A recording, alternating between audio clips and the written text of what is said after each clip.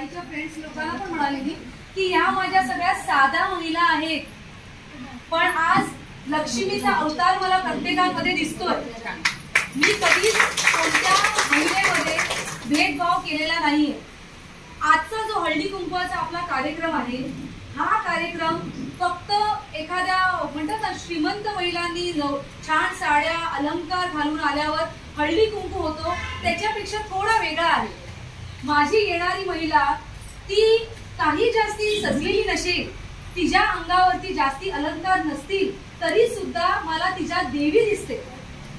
त्यामुळे माझ्या या घरकाम करणाऱ्या महिलांवरती मला तितकाच अभिमान आहे जितका एखाद्या आईला तिच्या मुलीवरती, ती पायलट असो, डॉक्टर असो, कधीच मला असं वाटलं नाही की माझ्या महिला अरे ह्या घरकाम करणाऱ्या महिला आहेत, ह्यांच्याशी ती स्टँडर्ड नाहीये. पण मला असं वाटते की प्रत्येकाचा जेव्हा जन्म होतो तेव्हा ती एक लहान बाळच असते आणि मग ती एक स्त्री असते. तुम्ही जितके अलंकार घाला, तुम्ही सोनं नाणं घाला, तुम्ही महागातल्या साड्या घाला, जाताना तुमच्याकडे ते एकही गोष्ट राहत नाही. त्यामुळे सगळ्यांना कोणाला पैशाने तुलू नका. तुलना ही पैशाने झाली नाही पाहिजे, तुलना ही माणुसकीने झाली पाहिजे. प्रत्येकामध्ये माणुसकी असणं फार गरजेचं आहे.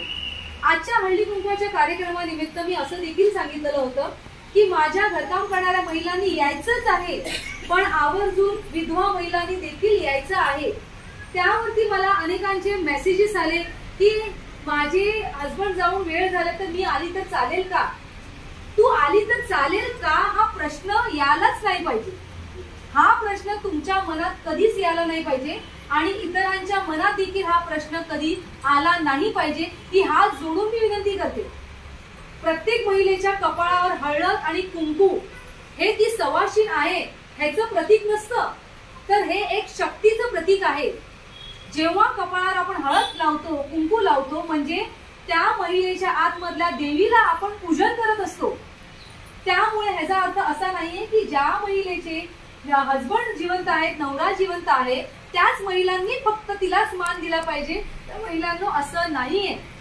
आपण जेव्हा हळद कुंकू लावतो किंवा हा कार्यक्रम घेतो, हा कार्यक्रम घेण्याची माझ्या मनामध्ये अशी अभिलाषा होती किंवा अनिताच्या मनामध्ये अशी अभिलाषा होती की आपण एकत्र येऊ. मला माहिती माझ्या गरीब महिला काही पिकनिकला जात नाही, काही सिनेमाला जात नाही, 5 स्टार हॉटेलमध्ये जात नाही, पण मग माझ्या महिला इकडे आले का थोडं करमणूक त्यांना होतं आणि थोडंसं माझ्या महिलांना करमणूक झालं पाहिजे म्हणून तुम्हाला मी इथे जमा करते. माझ्या महिलांना मी नेहमी सांगते की तुम्ही कोणाची मुलगी आहात, तुमचा नवरा काय करतो हे सेकंडरी असलं पाहिजे. तुम्ही काय आहात, भलेही तुम्ही घरकाम करतायत, तुम्ही मूल सांभाळतायत, की तुम्ही मॉलिश करायला जातायत, तुम्ही स्वयंपाक करायला जातायत, पण तुम्ही एक सक्षम इंडिपेंडेंट महिला आहात हे कधी विसरू नका.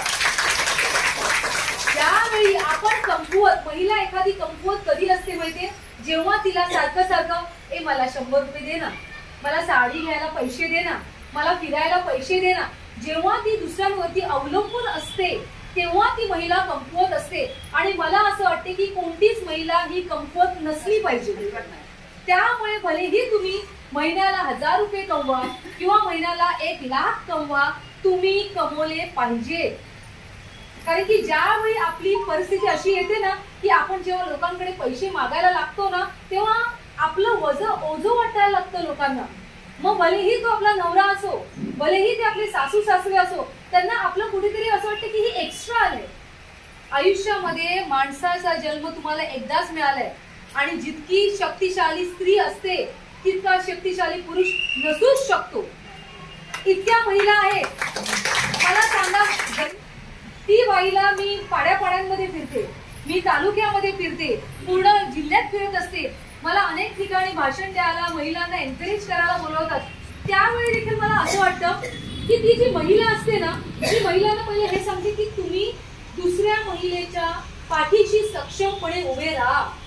आणि ते टीव्ही सिरियल मध्ये नेहमी एक बाई दुसऱ्या बाईची चुगली करत असते, तिला मागे खेचत असते, हे मला अजिबात आवडत नाही. म्हणून मी नेहमी तुमच्या पाठीशी असते, मी तुमच्या बरोबर असते. की टीव्ही जे दाखवतात तसे महिला नसतात. आज आम्ही गरिबीतून वर आले, माझी आई आज जशी तुम्ही बघताय, जी मी आहे, जी मी घडलेली आहे, ते फक्त आणि फक्त माझ्या आई आणि वडिलांच्या आशीर्वादामुळे एका वाघिणीच्या जन्माला एक वाघीणच येऊ शकते. आणि त्यामुळे मी आईचे नेहमी आभार व्यक्त करते की आज भलेही कोण असो, मला कधीच कोणाची भीती वाटलेली नाही. मग तो कितीही मोठा लीडर असो की कोणीही असो, माझ्या महिलांना जेव्हा मी त्यांच्यासाठी भांडत असते, अनेक अडचणी मला येतात. मध्यंतरीच एका मुलीवरती जबरदस्ती करण्याचा प्रयत्न केला गेला, नीट ऐका. आणि जेव्हा तो प्रयत्न केला गेला तेव्हा मी ठामपणे त्या मुलीच्या बाजूनी लढली होती. त्यावेळी लोकांना पडलेले प्रश्न, ती मुलगी तुझी कोण आहे का? ती मुलगी माझी कोणीही नव्हती, पण ती मुलगी होती. आणि ती मुलगी आहे, ती स्त्री आहे, मी स्त्री आहे, मी तिची बाजू घेणारच. आणि हे तुम्हाला करायचं आहे. अरे रेप नाही झाला ना, फक्त नेलेलं होतं, तिच्या रेप झाला नाही, मग ओके. अरे जर का तुमच्या पोटच्या पोरीला तिसऱ्या व्यक्तीने फक्त गालावर हात फिरवला तर तुमचा आत्मा काय सांगेल? हात तोडून हातात देऊ की नाही आपण? मग जी भावना स्वतःच्या मुलींसाठी असते ती भावना इतरांच्या मुलांसाठी का नको? त्यामुळे मला अनेक ठिकाणी जेव्हा कोळी महिलांची पण मी बाजू घेतलेली तेव्हा मला सर्रास युट्यूबवर धमक्या येत होत्या, पाय ठेवून दाखव, डोंबिवलीमध्ये तुझ्या महिलांना पाय ठेवून दाखव. मी म्हणाली पाय काय, तुझ्या पप्पाचा सातबार आहे का डोंबिवलीवरती? चांगल्या भाषेत बोलली, कधी कधी भाषा जपायला लागते, आपण पटकन बाप बीप नाही काढू शकत, म्हणून प्रेमाने सांगितलं. त्यामुळे मला एवढंच सांगायचंय की पैसे वाचवा. भलेही तुम्ही 1000 रुपये महिन्याला कमवताय तर तुमच्याकडे ह्या गोष्टी असण्या लक्षात ठेवणं गरजेचं आहे की मी घेणारी साडी, जर तुम्ही 1000 रुपये कमवताय तर मी घेणारी साडी 1000 रुपयाची पाहिजे का, 1200ची पाहिजे का? तर मी माझ्या महिलांना सांगते की पैसे कसे जपून वाचवायचे. कारण की आज एखादी व्यक्ती बरी असेल, अर्धा तासानंतर त्या महिलेबरोबर काय होईल माहिती नाहीये. आणि हे होताना मी बघितलंय की आजारी पडते, फोन येते, आमच्याकडे 1 रुपया नाहीये. त्यामुळे सेव्हिंग करा. तुमच्याकडे 10,000 रुपये असतील तर 500 रुपये खर्च करण्याचा विचार करा. समजते तुम्हाला मी काय सांगते? आणि स्वतःला कमी समजू नका. तुम्ही अजिबात कमी नाहीये.